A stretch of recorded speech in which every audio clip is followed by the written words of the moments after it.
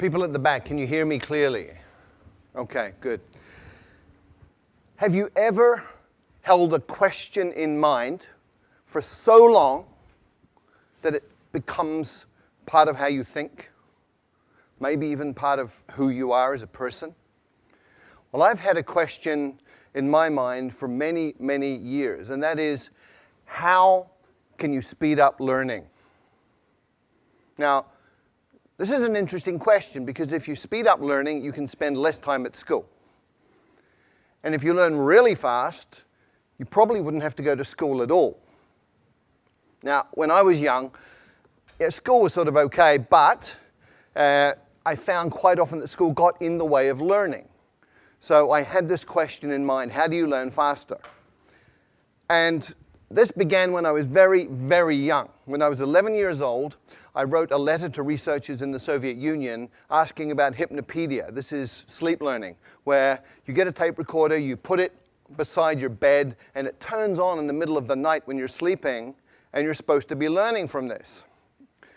Good idea. Unfortunately, it doesn't work.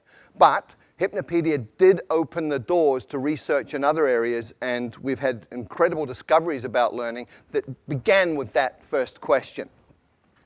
I went on from there to become passionate about psychology, and I have been involved in psychology in many different ways for the rest of my life up until this point.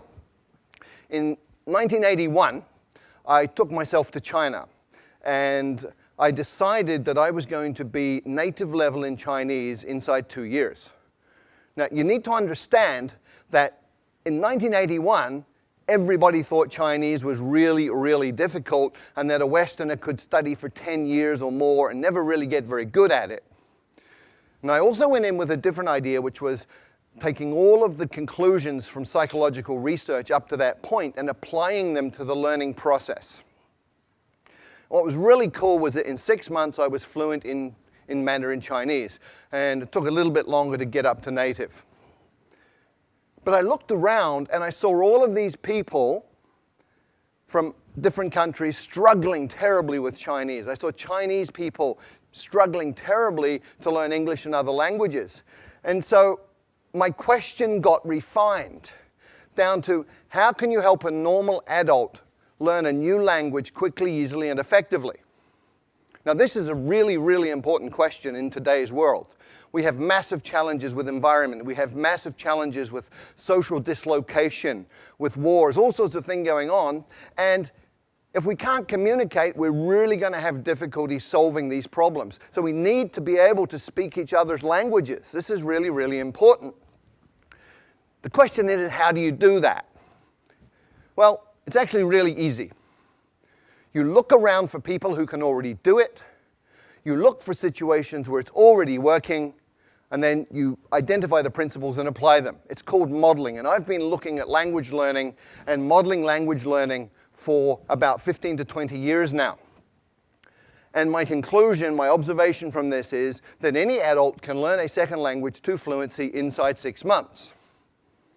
Now, when I say this, most people think I'm crazy. This is not possible.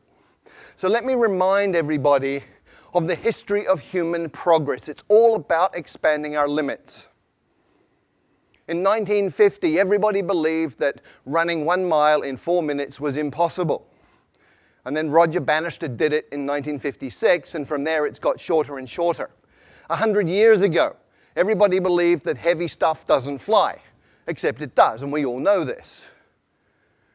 How does heavy stuff fly? We reorganize the material using principles that we have learned from observing nature, birds in this case.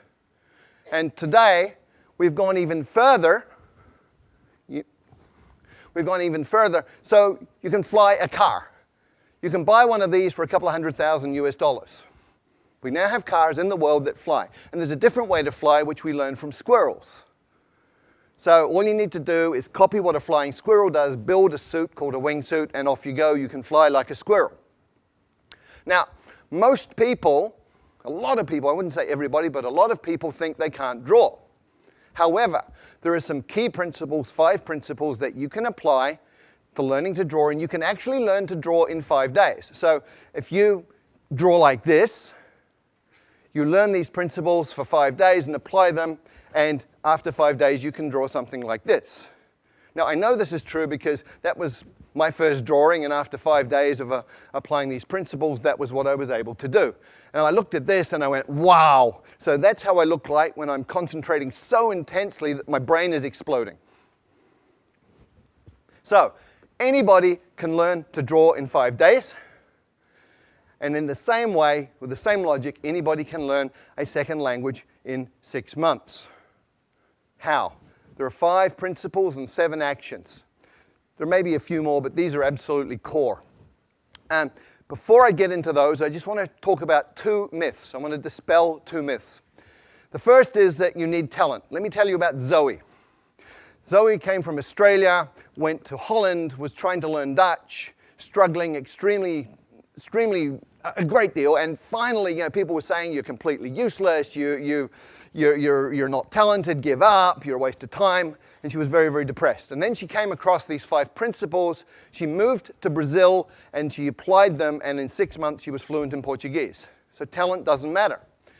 People also think that immersion in a new country is the way to learn a language, but look around Hong Kong. Look at all the Westerners who've been here for 10 years who don't speak a word of Chinese. Look at all the Chinese living in America, Britain, Australia, Canada, who've been there 10, 20 years, and they don't speak any English. Immersion per se does not work. Why? Because a drowning man cannot learn to swim. When you don't speak a language, you're like a baby, and if you drop yourself into a context which is all adults talking about stuff over your head, you won't learn. So, what are the 5 principles that you need to pay attention to? First, there are 4 words. Attention, meaning, relevance, and memory. And these interconnect in very, very important ways, especially when you're talking about learning. Come with me on a journey through a forest. You go on a walk through a forest and you see something like this. Little marks on a tree. Maybe you pay attention, maybe you don't. You go another 50 meters and you see this. You should be paying attention. Another 50 meters, if you haven't been paying attention, you see this. And at this point, you're paying attention. And you've just learned that this is important, it's relevant, because it means this. And anything that is related, any information related to your survival, is stuff that you're going to pay attention to, and therefore you're going to remember it. If it's related to your own personal goals, then you're going to pay attention to it. It's relevant, you're going to remember it. So the first principle for learning a language is focus on language content that is relevant to you, which brings us to tools. We master tools by using tools, and we learn tools the fastest when they're relevant to us. So let me share a story. A keyboard is a tool. Typing Chinese a certain way, there are methods for this. That's a tool. I had a colleague many years ago who went to night school Tuesday night, Thursday night, 2 hours each time, practicing at home. She spent 9 months, and she did not learn to type Chinese. And one night we had a crisis. We had 48 hours to deliver a training manual in Chinese. And she got the job. And I can guarantee you, in 48 hours, she learned to type Chinese because it was relevant, it was meaningful, it was important. She was using a tool to create value. So the second principle for learning a language is to use your language as a tool to communicate right from day one, as a kid does. When I first arrived in China, didn't speak a word of Chinese. And on my second week, I got to take a train ride overnight. I spent 8 hours sitting in the dining car talking to one of the guards on the train. He took an interest in me for some reason. And we just chatted all night in Chinese. And he was drawing pictures and making movements with his hands and facial expressions. And piece by piece by piece, I understood more and more. But what was really cool was 2 weeks later, when people were talking Chinese around me, I was understanding some of this. And I hadn't even made any effort to learn that. What had happened, I'd absorbed it that night on the train, which brings us to the third principle. When you first understand the message, then you will acquire the language unconsciously. And this is really, really well documented now. It's something called comprehensible input. There's 20 or 30 years of research on this. Stephen Krashen, a leader in the field, has published all sorts of these different studies. And this is just from one of them. The purple bars show the scores on different tests for language. The green and the purple people were people who had learned by grammar and formal study. The green ones are the ones who learn by comprehensible input. So comprehension works. Comprehension is key. And language learning is not about accumulating lots of knowledge. In many, many ways, it's about physiological training. A woman I know from Taiwan did great in English at school. She got A grades all the way through, went through college, A grades, went to the US and found she couldn't understand what people were saying. And people started asking her, "Are you deaf?" And she was English deaf. Because we have filters in our brain that filter in the sounds that we are familiar with, and they filter out the sounds of languages that we're not. And if you can't hear it, you won't understand it. If you can't understand it, you're not going to learn it. So you actually have to be able to hear these sounds. And there are ways to do that, but it's physiological training. Speaking takes muscle. You've got 43 muscles in your face. You have to coordinate those in a way that you make sounds that other people will understand. If you've ever done a new sport for a couple of days and you know how your body feels, hurts, if your face is hurting, you're doing it right. And the final principle is state, psychophysiological state. If you're sad, angry, worried, upset, you're not going to learn, period. If you're happy, relaxed, in an alpha brain state, curious, you're going to learn really quickly. And very specifically, you need to be tolerant of ambiguity. If you're one of those people who needs to understand 100% every word you're hearing, you will go nuts because you'll be incredibly upset all the time because you're not perfect. If you're comfortable with getting some, not getting some, just paying attention to what you do understand, you're going to be fine, you'll be relaxed, and you'll be learning quickly. So based on those 5 principles, what are the 7 actions that you take? Number 1, listen a lot. I call it brain soaking. You put yourself in a context where you're hearing tons and tons and tons of the language, and it doesn't matter if you understand it or not. You're listening to the rhythms, you're listening to patterns that repeat, you're listening to things that stand out. So just soak your brain in this. The second action is you get the meaning first, even before you get the words. And you go, well, how do I do that? I don't know the words. Well, you understand what these different postures mean. Human communication is body language in many, many ways. So much body language. From body language, you can understand a lot of communication. Therefore, you're understanding, you're acquiring through comprehensible input. And you can also use patterns that you already know. If you're a Chinese speaker of Mandarin and Cantonese and you go to Vietnam, you will understand 60% of what they say to you in daily conversation because Vietnamese is about 30% Mandarin, 30% Cantonese. The third action, start mixing. You probably have never thought of this, but if you've got 10 verbs, 10 nouns, and 10 adjectives, you can say 1,000 different things. Right? Language is a creative process. What do babies do? Okay, me, but, now. Okay, that's how they communicate. So start mixing, get creative, have fun with it. It doesn't have to be perfect, just has to work. And when you're doing this, you focus on the core. What does that mean? Well, with every language, there's high-frequency content. In English, 1,000 words covers 85% of anything you're ever going to say in daily communication. 3,000 words gives you 98% of anything you're going to say in daily conversation. You've got 3,000 words, you're speaking the language. The rest is icing on the cake. And when you're just beginning with a new language, start with your toolbox. Week number 1. In your new language, you say things like, how do you say that? I don't understand. Repeat that, please. What does that mean? All in your target language. You're using it as a tool, making it useful to you. It's relevant to learn other things about the language. By week 2, you should be saying things like me, this, you, that, give, hot, simple pronouns, simple nouns, simple verbs, simple adjectives, communicating like a baby. And by the 3rd or 4th week, you're getting into what I call glue words. Although, but, therefore, these are logical transformers that tie bits of a language together, allowing you to make more complex meaning. At that point, you're talking.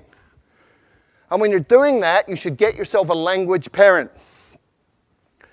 If you look at how children and parents interact, you understand what this means. When a child is speaking, it'll be using simple words, simple combinations, sometimes quite strange, sometimes very strange pronunciation. Other people from outside the family don't understand it. But the parents do. And so the kid has a safe environment, gets confidence. The parents talk to the children with body language and with simple language they know the child understands. So you have a comprehensible input environment that's safe. We know it works, otherwise none of you would speak your mother tongue. So you get yourself a language parent who's somebody interested in you as a person who will communicate with you essentially as an equal, but pay attention to help you understand the message. There are 4 rules of a language parent. Spouses, by the way, are not very good at this, okay? But the 4 rules are, first of all, they will work hard to understand what you mean, even when you're way off beat. Secondly, they will never correct your mistakes. Thirdly, they will feed back their understanding of what you're saying so that you can respond appropriately and get that feedback. And then they will use words that you know. The 6th thing you have to do is copy the face. You've got to get the muscles working right so you can sound in a way that people will understand you. There's a couple of things you do. One is you need to hear how it feels and feel how it sounds, which means you have a feedback loop operating in your face. But ideally, if you can look at a native speaker and just observe how they use their face, let your unconscious mind absorb the rules, then you're going to be able to pick it up. And if you can't get a native speaker to look at, you can use stuff like this. Sing, song, king, sung, hung. And the final idea here, the final action you need to take is something that I call direct connect. What does this mean? Well, most people learning a second language sort of take the mother tongue words and the target words and go over them again and again in their mind to try and remember them. Really inefficient. What you need to do is realize that everything you know is an image inside your mind, it's feelings. If you talk about fire, you can smell the smoke, you can hear the crackling, you can see the flames. So what you do is you go into that imagery and all of that memory and you come out with another pathway. So I call it same box, different path. You come out that pathway and you build it over time. You become more and more skilled and just connecting the new sounds to those images that you already have and to that internal representation.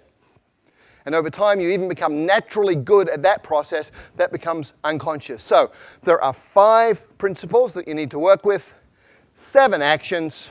If you do any of them, you're going to improve. And remember, these are things under your control as the learner. Do them all. You're going to be fluent in the second language in 6 months. Thank you.